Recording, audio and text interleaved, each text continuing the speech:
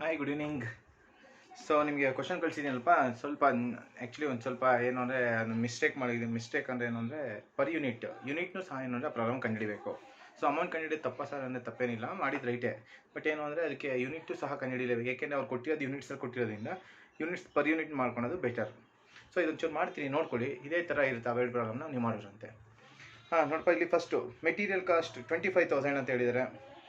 25,000. ಆಮೇಲೆ ಇಲ್ಲಿ 5,000 ಯೂನಿಟ್ಸ್ ಅಂತ ಹೇಳಿದ್ದಾರೆ. ಈ ಪ್ರಾಬ್ಲಮಲ್ಲಿ 5,000 ಯೂನಿಟ್ಸ್ನ ಮಾಡ್ಕೊಳ್ಳಿ.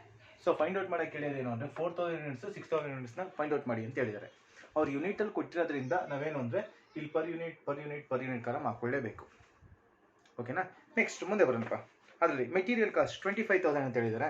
ಹಾಗಾದರೆ 25,000ನ ಫಸ್ಟು ಬರಿತೀನಿ. ಬರ್ದಾದ್ಮೇಲೆ 25,000 ಡಿವೈಡೆಡ್ ಬೈ 5,000 ಮಾಡಿದ್ರೆ 5 ಬಂತು.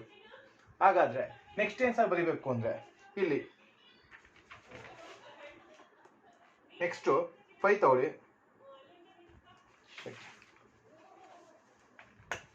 ನೆಕ್ಸ್ಟ್ 5 ಪರ್ ಯೂನಿಟ್ನ ತಗೊಳ್ಳಿ.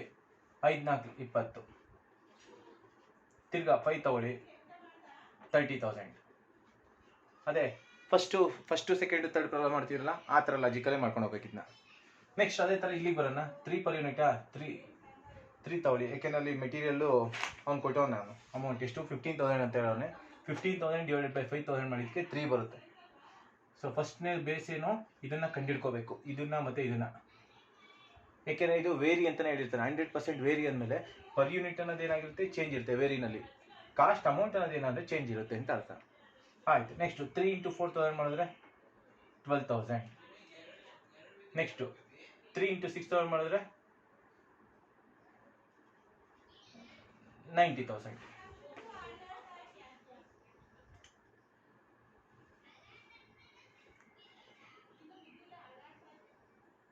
15, 12, 6 3 18 ಅಲ್ಲ, ಸಾರಿ 1. ನೆಕ್ಸ್ಟ್ ಅದೇ ಥರ ಬರೋಣ. ನೆಕ್ಸ್ಟ್ ಅದಾದಮೇಲೆ ಪವರ್ ಅನ್ನೋದು 20% ಫಿಕ್ಸ್ ಅಂತ ಹೇಳೋನೆ. ಸರ್ ಹಾಗಾದರೆ 20% ಫಿಕ್ಸ್ನ ಯಾವ ಥರ ತಗೊಬೇಕು ನಿಮಗೆ ಗೊತ್ತು, ಮಾಮೂಲಿ ಏನು. ಸೊ ಅಮೌಂಟ್ನ ಅವರೇ ಕೊಟ್ಟಿರ್ತಾರಲ್ವಾ, 1,250. 1,250ನಲ್ಲಿ 1,250ಗೆ 20% ಮಾಡಿ, ಆಗ 250 ಬರುತ್ತೆ. 250 ಬಂದಮೇಲೆ 250 ಡಿವೈಡೆಡ್ ಬೈ 5,000 ಮಾಡಿದ್ರೆ 0.05 ಬರುತ್ತೆ. ಅದೇ ಥರ 1,250 ಇಂಟು 80% ಮಾಡಿ, ಆಗ 1,000 ಬರುತ್ತೆ. ಸೊ 1,000 ಡಿವೈಡೆಡ್ ಬೈ 5,000 ಮಾಡಿದ್ರೆ 0.2 ಬರುತ್ತೆ. ಈಗ ಸೊ ಫಿಕ್ಸ್ ಅಂತ ಹೇಳಿರೋದ್ರಲ್ಲಿ ನಾವು ಏನು ಮಾಡಬೇಕು, ಫಿಕ್ಸ್ ಅಮೌಂಟ್ನ ಬರೀರಿ. ವೇರಿ ಅಂತ ಹೇಳಿದ್ರಲ್ಲಿ ವೇರಿ ಎಷ್ಟು, 0.2. ಹಾಗಾದರೆ ಸರ್ ಇದನ್ನ ಏನು ಥರ ಮಾಡಬೇಕು, 250 ಡಿವೈಡೆಡ್ ಬೈ 4,000. 250 ಡಿವೈಡೆಡ್ ಬೈ 4,000 ಮಾಡಿದ್ರೆ ಎಷ್ಟು ಬರುತ್ತೆ,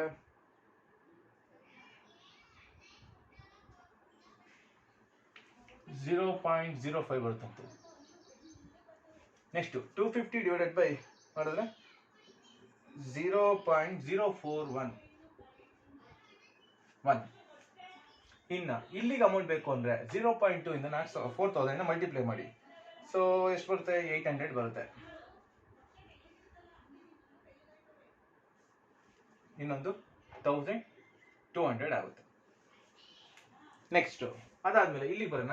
ಅಲ್ಲಿ ಇಲ್ಲೂ ಅಷ್ಟೇ ಅವ್ರ ಅಮೌಂಟು ಏನು ರಿಪೇರ್ಸ್ ಅಂತ ಕೊಟ್ಟವ್ರೆ, 2,000 ಇಂಟು 25%, 2,000 ಇಂಟು 75%. ಆಗ ಮಾಮೂಲಿ ಇದು ಹೆಂಗೆ ಲಾಜಿಕಲ್ ಮಾಡಿದ್ರು ಅದೇ ಥರ ಲಾಜಿಕಲ್ ಮಾಡ್ಕೊಂಡು ಹೋಗಿ. ಈಗ ಇಲ್ಲಿ 1,500, 1,500. ಇನ್ನು ಪರ್ ಯೂನಿಟ್ ಬಂತು ಅಂದರೆ 0.1. ಸರ್ ಎಷ್ಟು ಬರುತ್ತೆ ಸರ್ ಅಂದರೆ 1,500ಗೆ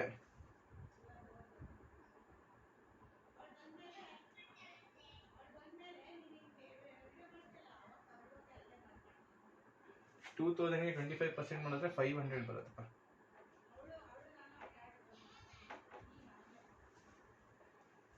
ನೆಕ್ಸ್ಟು 500 ಡಿವೈಡೆಡ್ ಬೈ 4,000 ಮಾಡಿದ್ರೆ 0.125 ಅಂತೆ.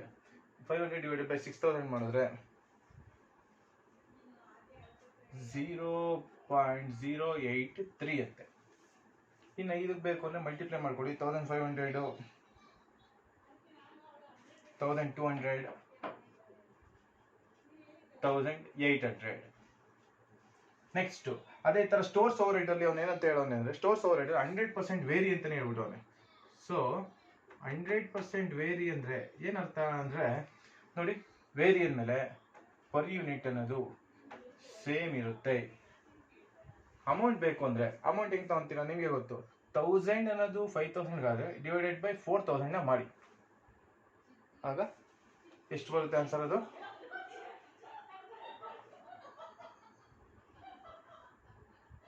800.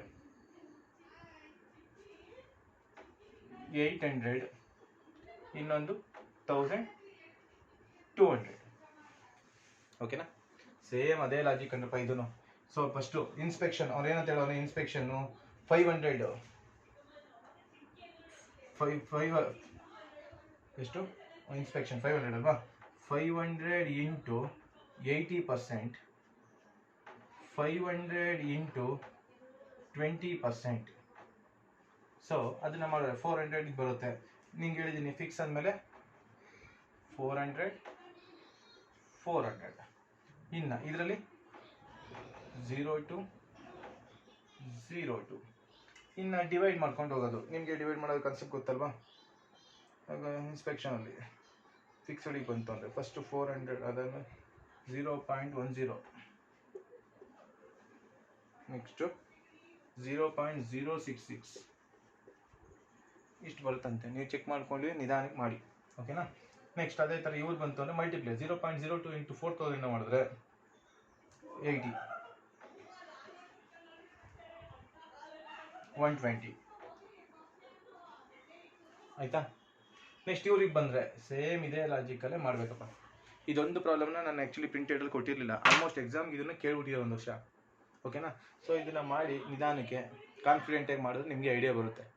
ಮಾಡಾದಮೇಲೆ ಇನ್ನು ಉಳಿದಿದ್ದು 2 ಪ್ರಾಬ್ಲಮ್ ಇದೆಯಲ್ಲ, ನಿಮಗೆ ಇವತ್ತು ಫೋಟೋ ಕಳಿಸಿದ್ದೀನಲ್ಲ ವೀಡಿಯೋ ಮಾಡಿದಾಗ, ಆ ಫೋಟೋದಲ್ಲಿ ಹೆಂಗಿದೆಯೋ ಅದೇ ಥರ ಮಾಡ್ಕೊಂಡು ಹೋಗ್ರಪ್ಪ, ಓಕೆನಾ? ಆಯ್ತು, ಇನ್ನೊಂದು ಬರೆದುಬಿಡ್ತೀನಿ ಇಲ್ಲಿ ಹೋಗಿ. ಅಡ್ಮಿನಿಸ್ಟ್ರೇಷನಿಗೆ ಬಂತು ಅಂದರೆ 0.937, ನೆಕ್ಸ್ಟು 0.25. 937ಗೆ 3750, ನೆಕ್ಸ್ಟು 1500.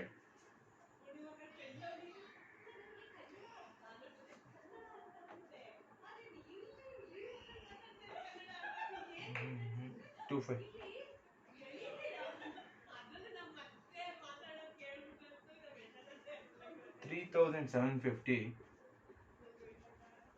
ನೆಕ್ಸ್ಟ್ ಇದು 1500, ಓಕೆನಾ? ಇನ್ನೊಂದು ಹಂಗೆ ಮಾಡ್ರಮ್ಮ, ನೀವೇ ಮಾಡ್ಕೊಳ್ಳಿ. ಇದನ್ನು ಮಾಡಿ ಮಾಮೂಲಿ ಗೊತ್ತಲ್ವ, ಟೋಟ್ಲ್ ಮಾಡಬೇಕು. ಇದೊಂದು ಮಾಡಿ 100% ಎಕ್ಸಾಮ್ಗೆ ಮಾಡಿಸಿರೋದೆಲ್ಲ ಸಹ ಎಕ್ಸಾಮ್ಗೆ ಬಂದೇ ಬರುತ್ತೆ, ಓಕೆನಾ? ಸೊ ನಿಮ್ಗೆ ಕ್ವಶನ್ ಇರೋದು ಈ ಪ್ರಾಬ್ಲಮಿನ ಕ್ವಶನ್ನ ನಿಮಗೆ ಕಳಿಸ್ತೀನಿ ನಾನು. ಈಗ ಕ್ವಶನ್ ಕಳಿಸ್ತೀನಿ, ಆ ಕ್ವಶನ್ ಬರೆದುಬಿಟ್ಟು ಆನ್ಸರ್ನ ಬರೀರಿ. ಇನ್ನು ಉಳಿದಿದ್ದು 2 ಕ್ವಶನ್ನ ನೀವು ಬರ್ಕೊಂಡು ಆನ್ಸರ್ ಮಾಡಿ, ಓಕೆನಾ? Thank you. ನಾಳೆ ಎಲ್ಲ ಝೂಮ್ ಮೀಟಿಂಗ್ ಅಟೆಂಡ್ ಮಾಡಿ, ಏಕೆಂದರೆ ನಾಳೆ ಹೊಸ ಚಾಪ್ಟರ್ದು ಚೂರು ಥಿಯರಿ ಹೇಳ್ತೀನಿ, ಅದಾದ್ಮೇಲೆ ಫಾರ್ಮುಲಾ ಬರೀತೀನಿ ಬೋರ್ಡ್ ಮೇಲೆ. ಆ ಫಾರ್ಮುಲಾಗಳನ್ನ ನೋಡಿ ಆದಷ್ಟು ಬೋರ್ಡ್ ಮೇಲೆ ಇರೋದನ್ನ ಬರ್ಕೊಳ್ಳಿ. ನಾಳೆನೇ ಆದರೆ ಒಂದು ಪ್ರಾಬ್ಲಮ್ ಸ್ಟಾರ್ಟ್ ಮಾಡೋಣ, ಇಲ್ಲ ಅಂದರೆ ಫಾರ್ಮುಲಾ ಮಾತ್ರ ಹೇಳ್ತೀನಿ, ಫಾರ್ಮುಲಾ ಕೇಳಿಸ್ಕೊಳ್ಳಿ, ಓಕೆನಾ? Thank you.